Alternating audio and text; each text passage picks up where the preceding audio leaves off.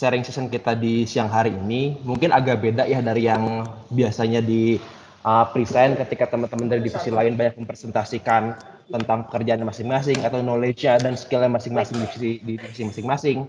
Tapi kita di sini coba menghadirkan suatu hal yang fresh gitu. Dan harapannya setelah mungkin di sini ada sharing tentang kopi, harapannya kita bisa lebih membumikan lah kopi itu seperti apa. Karena kopi ini untuk FYI aja merupakan minuman nomor 2 paling banyak dikonsumsi setelah air mineral.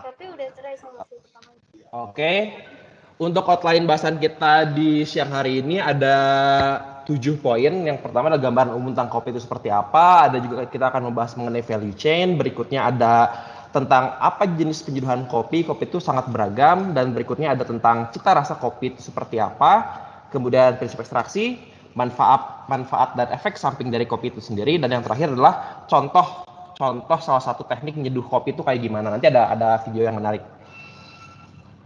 Oke, kita mulai aja dari bahasan yang pertama mengenai gambaran umum. Sebelumnya supaya kita semakin lebih mengenal kopi, kita kenalan dulu. Kita lihat dulu aja, kita tilik sejarah kopi itu seperti apa. Jadi rekan-rekan semuanya, kopi itu sebenarnya udah ada dari abad ke-6. Ini pun masih berdasarkan legenda lokal sebenarnya. Dan kopi itu berasal dari Afrika, yaitu Ethiopia. Jadi kisah dari legenda Ethiopia ini pada zaman dulu ada seorang gembala yang namanya Kaldi. Dia mengembalakan kambing-kambingnya dan melihat kambingnya itu menjadi energik. Menjadi energik ketika memakan buah-buahan sejenis cherry. Yang kita kenal sekarang adalah kopi. Setelah berangsur berabad-abad, baru sekitar abad ke-15 di Arab itu baru pertama kali kopi ini bisa dibilang terbukalah ke dunia, karena dulu kan abad-abad pertengahan ini Timur Tengah atau negara Arab menjadi pusat perdagangan. Dan sampai pada waktu di Arab ini kopi itu dikenal dari pertama kali kopi itu diolah menjadi minuman.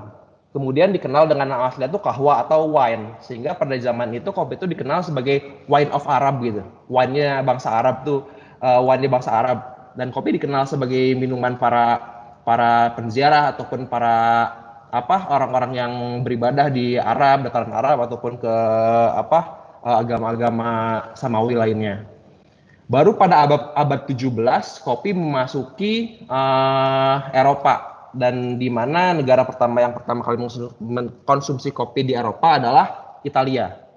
Dan di sini kopi baru mengalami suatu perkembangan sangat pesat, di mana pada akhir abad 17 saja di Inggris sudah banyak sampai beratus-ratus kafe-kafe yang terbentuk, dan di sana pun kopi di sini mulai menjadi kultur tersendiri, di mana dulu politikus, ilmuwan itu menjadikan kafe dan budaya diskusi itu ada di kedai-kedai kopi.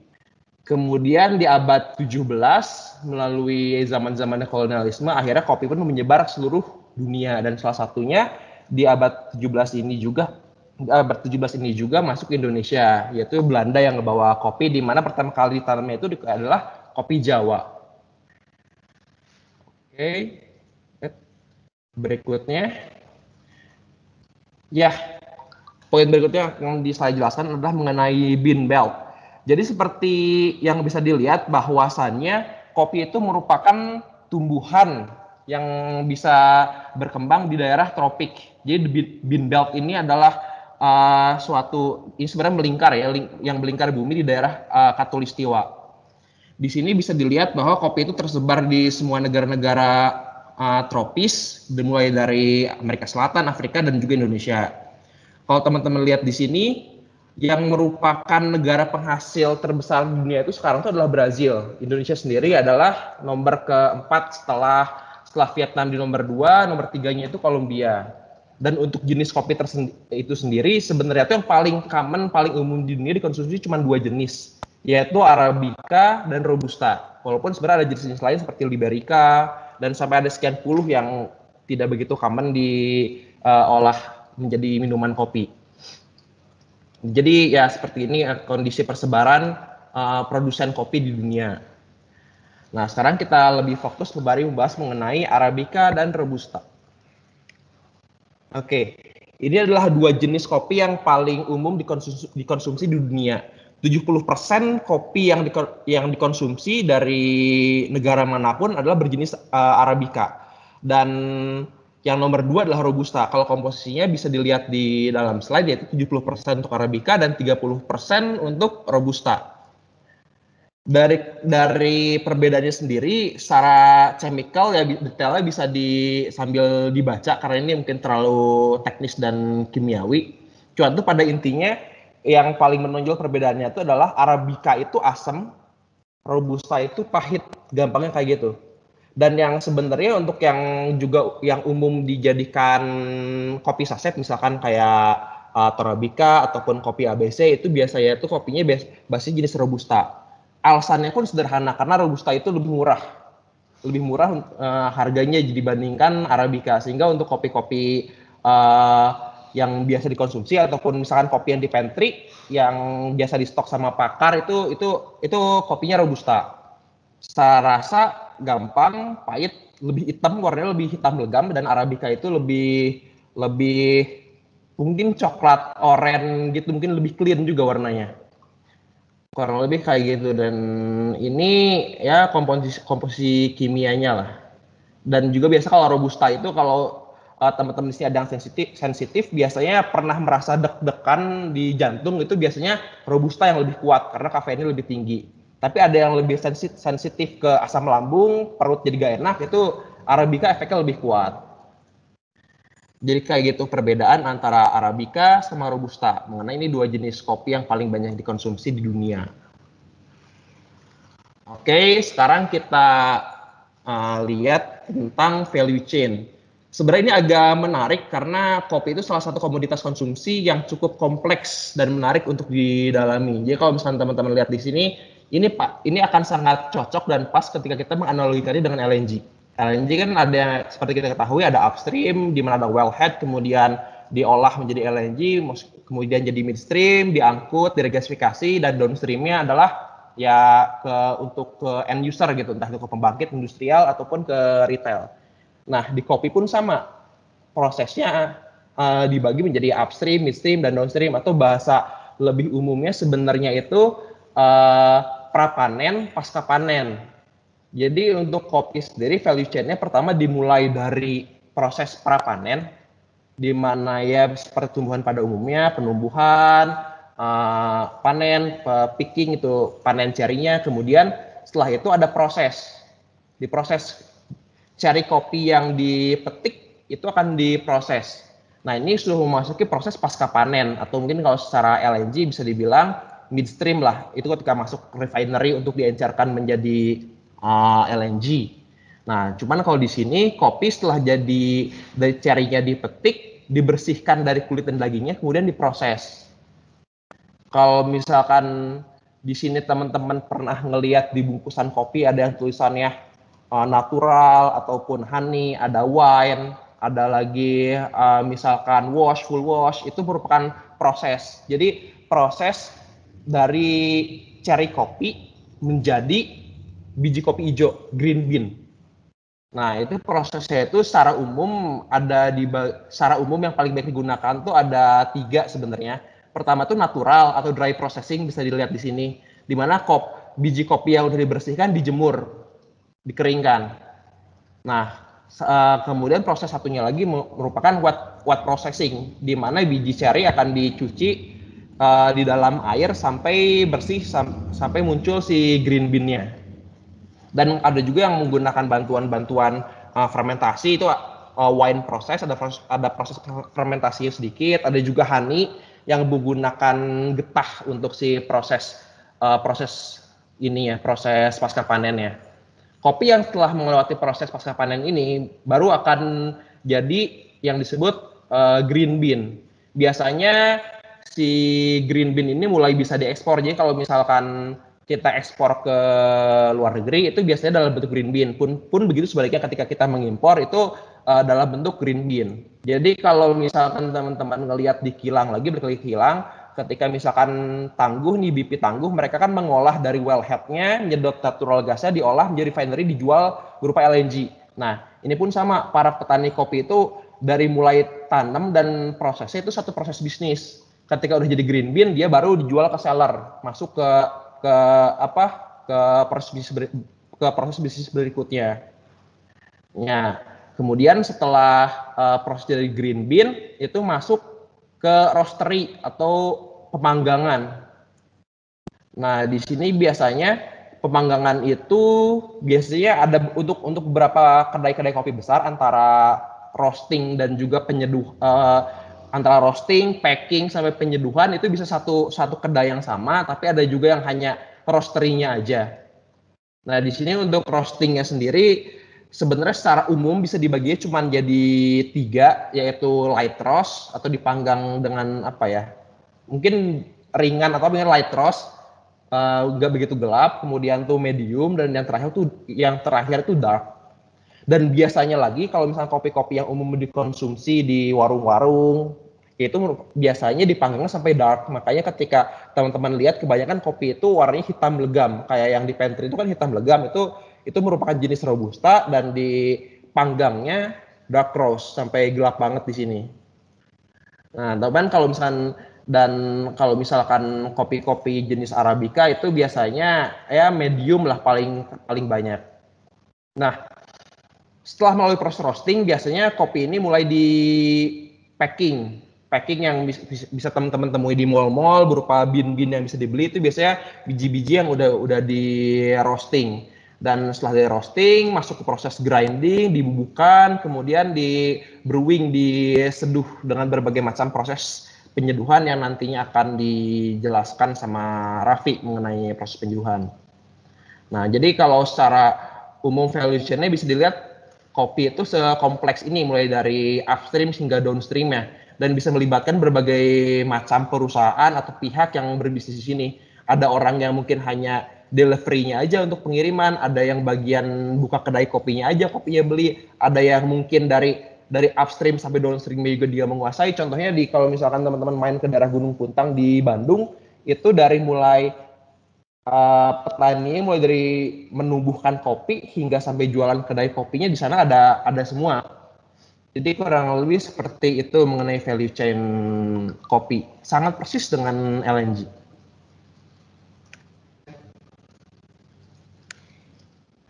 Nah, untuk jenis penyeduhan atau jenis minuman kopinya sendiri secara umum ini dibedakan berdasarkan jenis kopinya, jenis apa ya? Bukan jenis kopi, jenis apa ya namanya? Bukan jenis kopi, tapi jenis itunya mungkin ya, jenis larutan yang nanti bisa diseduh. Jadi kopi itu ada 2 jenis secara umum, yaitu single origin sama blend. Jadi single origin itu merupakan kopi yang cuma satu jenis, misalkan kopi dari Bandung ada Puntang, atau misalkan dari Garut ada Halu. Itu cuman ketika kita nyeduh cuman satu jenis kopi itu aja yang kita seduh. Nah, sedangkan blend itu kan kopi yang udah dicampur. Misalkan Bandung sama Garut dicampur sama Aceh Gayo, itu jadi blend. Misalkan lagi Arabica sama Robusta dicampur, itu jadinya blend. Nah, kalau yang single origin itu benar-benar pure cuman satu jenis kopi, satu jenis biji yang dipakai. Dan biasanya kalau kopi-kopi yang single origin ini diseduhnya itu secara bisa dibilang manual brew, atau secara umumnya itu kayak misalkan teman-teman pernah melihat saya nyeduh pakai filter, disaring, atau pakai French press, itu merupakan jenis kopi yang cocok untuk diseduh seperti itu. Sedangkan kalau untuk blend sendiri ini paling umum digunakan untuk espresso. Dan kopi-kopi siap saji hampir semuanya menggunakan blend kayak Excelso, Starbucks, Anomaly, Jurnal, itu semuanya menggunakan kopi jenis blend.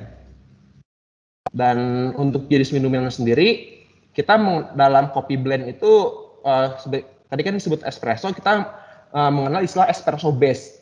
Jadi kopi-kopi espresso di segala jenis minuman kopi yang bahan dasar itu merupakan campuran espresso. Espresso itu semacam kayak seperti konsentrat kopi yang dicampur dengan berbagai macam bahan lain. Misalkan espresso tambah susu jadi flat white, espresso tambah susu tambah foam jadi latte, atau tambah lagi krim jadi cappuccino. Ada juga tambah es krim jadi affogato, tambah coklat jadi mochaccino. Tapi pada dasarnya itu kopinya sama, yaitu espresso base dan blend. Nah, di sini juga biasanya juga setiap kedai kopi antara Starbucks, Excelso, Anomaly itu punya yang namanya tuh house blend atau ciri khas kekhasan kedai kopi masing-masing, di mana mereka jadi rahasia perusahaannya sendiri. Racikan blendnya tuh komposisinya seperti apa. Termasuk juga kopi kenangan, kopi-kopi kekinian yang lagi viral itu semuanya pakai konsentrat espresso. Kemudian untuk single origin sendiri ini lebih ke arah kopi manual brew. Jadi dari bean yang udah di-grind langsung diseduh dengan metode-metode yang berbeda-beda. Contoh yang paling umum itu adalah V60. Kalau misalnya teman-teman pengen ngelihat bentuknya di pantry ada, itu sejenis kayak corong aja, tinggal tambahin kertas di atas, kopinya di sini. Nanti airnya dituang dan melewati kopi di sini. Kalau Chemex itu hampir sama dengan V60, cuman corongnya ini menyatu dengan gelasnya. Di atas nanti dikasih kertas lagi, juga sama dituangin air. Ada juga sipon, kalau sipon itu diuapkan, airnya di sini, kopinya di atas. Kalau aeropress merupakan proses menggunakan tekanan udara, jadi di sini juga ada filternya, kopinya airnya dipaksa melewati kopi dan filter kemudian keluar di sini. Dan yang ini ya French press juga ini cukup common lah, cukup banyak digunakan dan di pantry juga ada. Nah, kemudian ada istilah lagi yang dikenal tuh kalau kopi ini tuh bisa disebut specialty. Jadi kopi-kopi yang mengandalkan originalitas, kekhasan rasa jenis kopinya masing-masing. Misalkan ketika Gayo, orang yang pengen menikmati Gayo pasti minum kopinya jenis ini. Nah, ciri khas yang paling mendasar kelihatan tuh adalah kopi-kopi yang biasanya espresso base yang menggunakan blend tuh mempertahankan konsistensi. Contoh kayak Starbucks, mereka kan dituntut untuk produksi secara cepat, rasanya tetap sama, dan kopi-kopi ini biasanya mempertahankan konsistensi. Jadi mereka tuh kopinya tuh rasanya hampir setiap sama. Teman-teman beli Starbucks di GI sama di PIM misalnya si rasanya tuh hampir sama. Sedangkan kalau misalkan kopi-kopi single origin tuh menekankan specialty. Walaupun dengan biji yang sama, rasa antara kedai satu dan kedai lainnya tuh bisa sangat-sangat berbeda. Makanya tuh ketika orang-orang yang hobi kopi juga hobi buat keliling kedai kopi, pengen nyobain gitu specialty di kedai masing-masing tuh kayak gimana, single origin itu kayak gimana. Dan biasanya juga kalau misalnya kopi-kopi ini tangan baristanya sangat berpengaruh terhadap rasa. Kayak gitu untuk si jenis penyeduhannya. Kemudian ini jenis penyeduhan dibedakan bukan berdasarkan kopinya, tapi berdasarkan prosesnya. Jadi secara umum proses nyeduh kopi itu dibagi ada 3, yaitu steeping, pour over, sama pressurize. Nah yang pertama itu steeping itu perendaman. Di sini tuh gampang ngebayangin itu, jadi proses kontak antara air dan kopi itu terjadi terus menerus. Contoh paling gampang tubruk. Tubruk kan kalau teman-teman nyeduh, tubruk dikocek, endapan kopinya tetap ada di dalam airnya. Nah sebenarnya selama kopi dan air itu ada kontak, sebenarnya tuh proses ekstraksi akan terus terjadi selama kopi itu ada. Jadi semakin lama sebenarnya kopi itu rasanya akan semakin pekat. Itu contoh proses steeping atau perendaman. Dan jenis sendiri ada Turkish coffee, ada tubruk, ada cold brew, ada French press. Turkish coffee itu kalau misalkan teman-teman pernah lihat itu semacam kayak kopi sama air dimasukin ke dalam cawan logam, kemudian dimasukin lagi ke pasir panas gitu. Jadi nanti kopinya mendidih di dalam cawan logam itu. Kemudian tubruk yang paling umum, kemudian ada cold brew. Cold brew ini masuk kategori slow extraction karena kopi akan diseduh dalam air yang dingin. Jadi kopi diseduh sama air dingin, didiemin minimal 12 jam. Nah, besoknya baru bisa dinikmati disaring kopinya. Kemudian yang terakhir, French press hampir mirip dengan tubruk, cuman di dalam gelasnya ada filternya lagi. Yang nomor 2 adalah pour over. Ini tuh ciri khasnya tuh adalah kontak kopi dan air tuh hanya sementara dan biasanya memanfaatkan proses gravitasi. Misalkan tadi V60 kan di atasnya itu ada semacam filter. Kopinya itu ada di filternya, ketika air dituangkan dari atas nanti airnya akan melewati kopi dan filter tersebut, dan yang kita dapat adalah kopi yang sudah terekstraksi, dan si ekstraksinya hanya berlangsung sementara selama kontak air sama si kopinya aja. Nah ini juga jenis-jenisnya juga cukup umum, ada Chemex, V60, Clever, dan lain sebagainya. Ini juga ada cold drip, di mana proses yang menggunakan tuh slow extraction, hanya menetes selama berjam-jam juga. Nanti juga itunya jadinya clean kalau pour over tuh. Kemudian yang terakhir itu adalah menggunakan pressure atau vakum. Jadi kalau vakum itu gampangnya gimana ya? Agak susah sih gak ada gambar. Contoh gampangnya gini. Jadi proses ini sebenarnya tuh si kopi itu ekstraksinya itu dibantu dengan tekanan. Jadi dalam mesin tuh teman-teman bisa bayangin ada kopi yang dipadatkan gitu ya. Kopi yang dipadatkan, kemudian di atas ada air panas. Air panas itu ditekan sehingga mencapai tekanan sekian bar, dipaksa untuk melewati kopi itu, airnya dipaksa untuk melewati kopi, sehingga kopi yang keluar adalah kopi-kopi yang sangat pekat karena ekstraksinya terjadi dalam tekanan tinggi.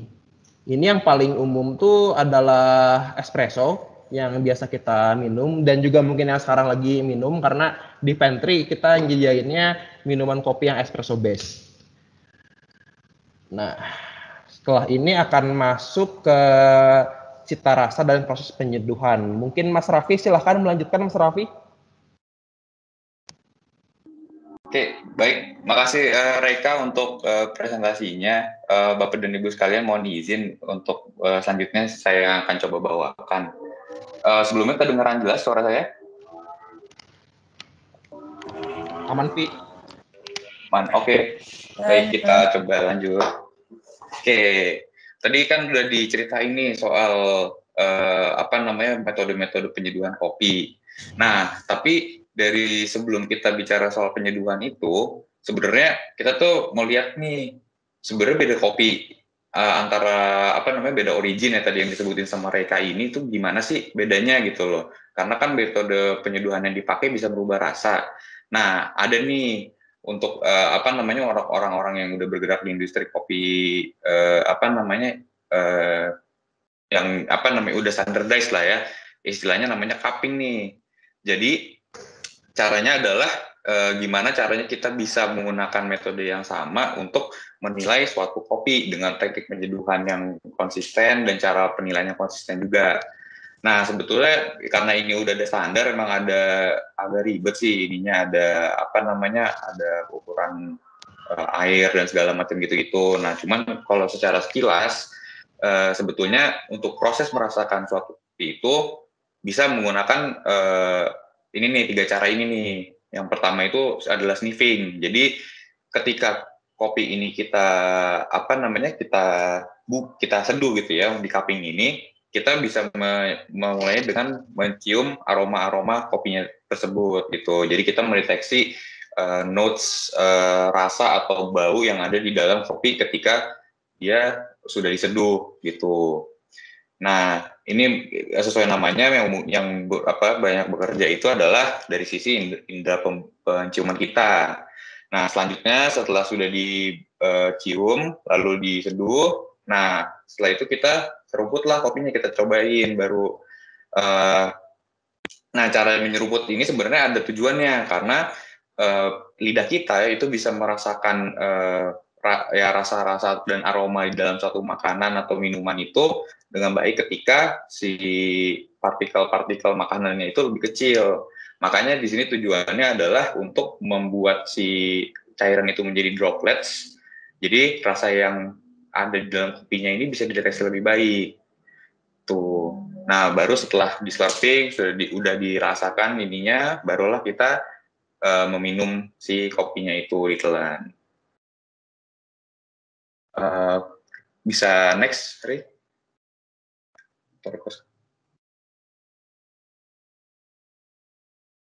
Ya. Nah, jadi dari proses cupping yang udah terstandarisasi tadi itu sebetulnya dari asosiasi orang-orang yang bergerak di industri kopi ini, mereka mengeluarkanlah namanya Coffee Flavor Wheel. Dari ini flavor wheel ini dari Specialty Coffee Association nih di Amerika ya kalau nggak salah. Jadi pada dasarnya sih sebetulnya si wheel ini cuma menggambarkan rasa-rasa yang mungkin kita bisa temuin dari biji kopi yang kita coba dari cupping itu. Nah, ini bisa dilihat sendiri nih, banyak lah tipenya. Ada yang kalau dari garis besar, ada yang dari roast-nya, dari mungkin rasa-rasa yang ke arah spices atau rempah-rempah gitu ya, ke kacang-kacangan, coklat, manis, mungkin floral juga, bunga-bunga gitu ya. Atau yang mungkin banyak dikejar orang adalah fruitynya gitu, rasa-rasa buah, rasa-rasa berry, rasa-rasa jeruk gitu. Nah, ini juga ada rasa-rasa yang mungkin kurang enak kayak minyak gitu ya, olive oil, atau ada mungkin rasa-rasa alkohol, mungkin yang ada yang nggak suka gitu. Nah, sebenarnya sih intinya sih flavor wheel ini digunakan untuk membantu orang-orang yang melakukan cupping atau mencoba kopi apapun itu dan menentukan notes-notes yang ada di dalam suatu biji kopi gitu. Oke, mungkin next juga.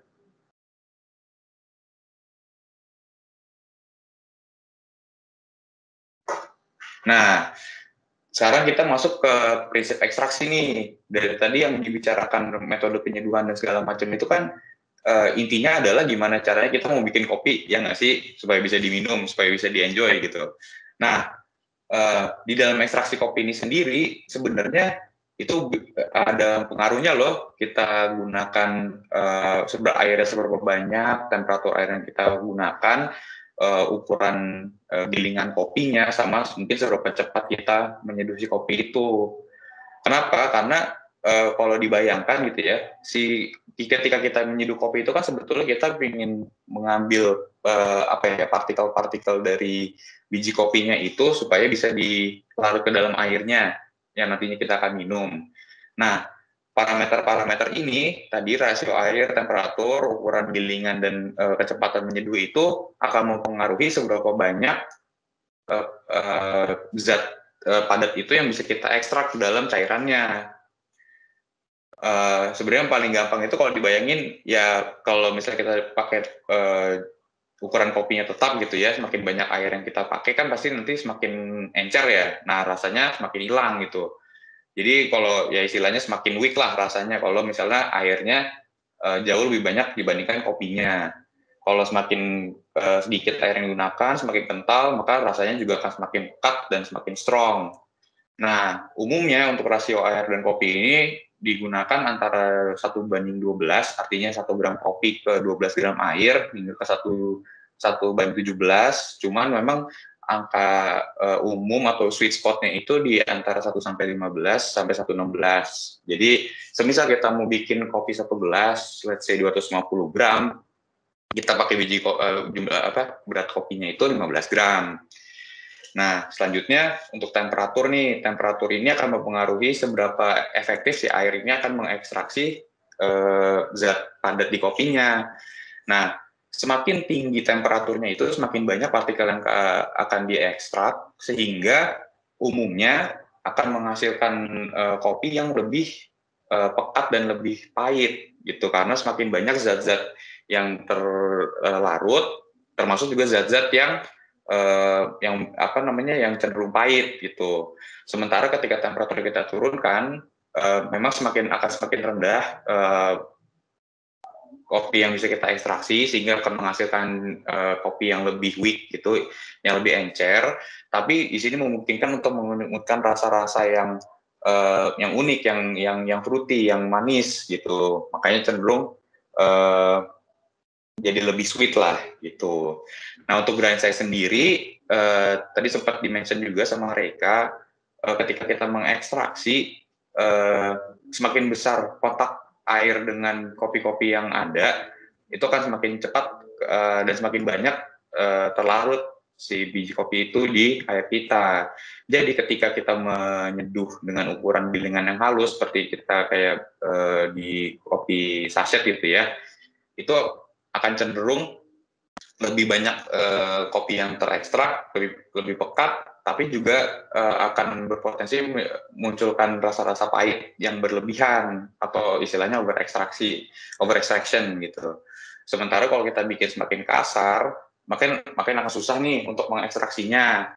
Tapi balik lagi, karena kita tidak mengekstrak yang bagian pahitnya itu, maka kopi kita bisa menjadi cenderung lebih sweet walaupun lebih encer. Nah, si grind size ini sebenarnya nanti akan sangat berperan penting lah di metode penyeduhan yang digunakan gitu. Kayak kalau kita pakai pour over dan misalnya pakai French press, itu yang kita ubah settingan kehalusan grindnya ini untuk beradaptasi ke metode penyeduhan yang kita gunakan.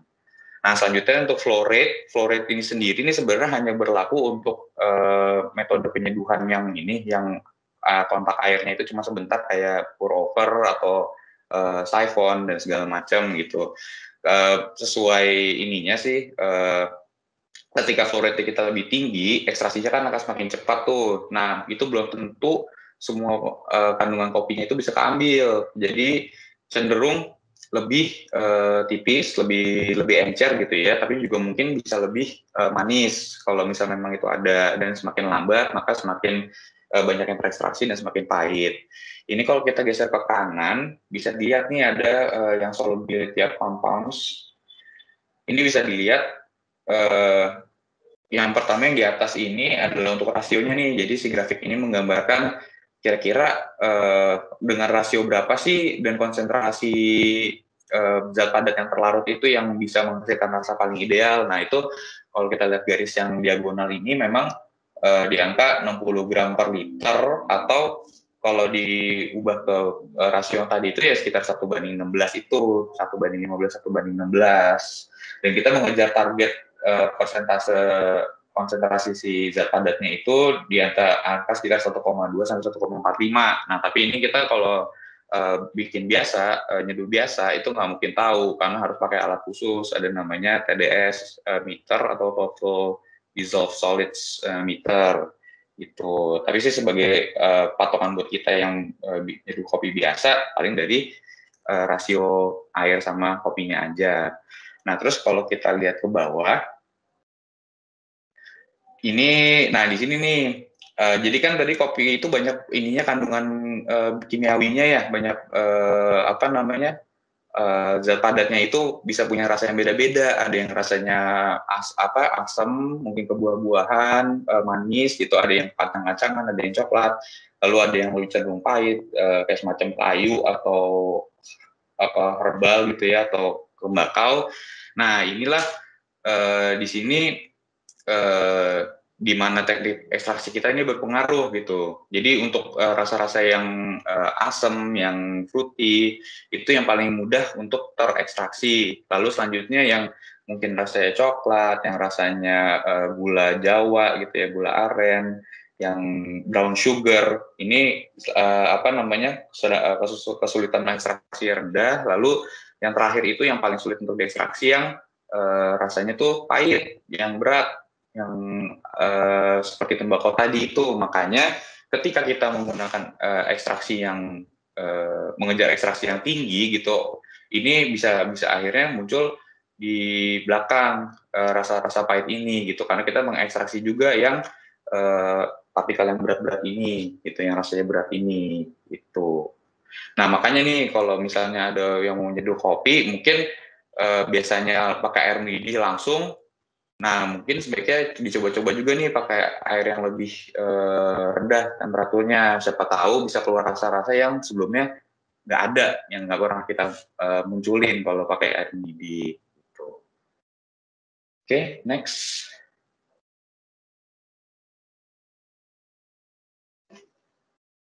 Nah, dari tadi kita udah bicara soal kopi dan cara menyeduh kopi.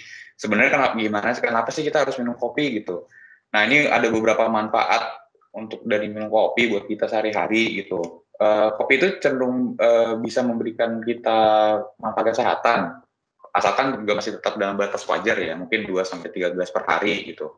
Tapi saya biasanya juga sampai 5 gelas per hari juga masih oke sih. Kebetulan nggak ada halangan tertentu, jadi selama masih bisa di-enjoy, kenapa enggak gitu kan. Nah, berapa kelebihannya itu, kopi ini mengandung antioksidan, mungkin sama kayak teh juga yang membantu imunitas tubuh. Lalu juga mengandung antidepresan yang membantu mencegah depresi. Ini sebetulnya dari kafein ya, karena kafein itu juga kafein itu bisa memberikan efek-efek yang mirip yang menyenangkan lah, yang bikin buat euforia lah gitu. Lalu kafein itu sendiri bisa mampu meningkatkan kemampuan otak, khususnya dalam memori jangka panjang, gitu, meningkatkan performa otak walaupun dalam dalam waktu yang sebentar. Nah, kaitan dengan tadi juga mampu mencegah penurunan fungsi otak dan penyakit neurodegeneratif yang makin lama makin memburuk otaknya. Lalu karena kopi ini membuat kita berdebar-debar gitu ya, semakin cepat peredaran darah kita, meningkatkan metabolisme tubuh dan membantu proses pembakaran lemak. Nah, terus selanjutnya juga mencegah diabetes tipe 2 melalui kandungan kafeinnya yang meningkatkan sensitivitas terhadap insulin. Dengan catatan si kopi ini nggak diminum pakai gula gitu, karena kalau makin gula ya sama aja nanti malah diabetesnya dari situ. Nah, selain manfaat kesehatan, ada juga nih manfaat untuk kita manusia sebagai makhluk sosial. Ya kan yang paling gampang, kopi ini paling enak dipakai untuk jadi teman kita ngobrol lah, ngobrol-ngobrol sama teman-teman, nongkrong di kafe-kafe gitu kan. Nah, tapi sebetulnya secara historis, kopi ini efek dampak ke masyarakat itu jauh lebih daripada itu gitu. Karena pada abad 17 sesuai kayak sejarah yang diceritain sama Reka itu, kopi ini nih kedai-kedai kopi yang tadi kafe itu digunakan tempat mengobrolnya para politikus dan para ilmuwan, sehingga terjadi pertukaran ide, pertukaran ilmu di situ, dan sehingga pada waktu itu kedai-kedai kopi ini dibilang sebagai School of the Wise karena isinya memang pembicaraannya yang produktif dan bermanfaat gitu. Nah, jadi dari kompleksitas, keragaman kopi, serta proses pengolahannya itu tuh sebetulnya bisa jadi bahan ngobrol yang cukup menarik buat orang-orang yang mencintai kopi, sehingga bisa jadi hobi lah. Nah, itu dari manfaatnya, tapi memang harus hati-hati juga, karena si kopi ini punya efek samping, kalau berlebihan terutama, antara lain sih, sulit tidur, itu yang pasti, karena memang efeknya kan membuat meningkatkan detak jantungnya, jadi mungkin akan sulit untuk relax dan bisa tidur. Nah, kafein itu juga akan membuat gelisah gitu, membuat orang jadi fokus, jadi mungkin kalau untuk yang relax juga susah. Nah, untuk yang punya ini, mungkin punya MAH, itu bisa menyebabkan pelepasan asam lambung gitu ya, bikin nyeri perut, khususnya untuk Arabica yang cenderung lebih asam. Lalu juga kalau ini jantung berdebar, dan mungkin kalau kebanyakan minum kopi dan jarang gosok gigi, nanti gigi jadi kuning gitu. Dan yang mungkin yang paling ngeri kalau misalnya ngopinya di luar terus, nanti kantongnya lama-lama kering, boros lah itu uang gitu. Oke, baik, terima kasih banyak sudah menyempatkan untuk mendengarkan sharing kami.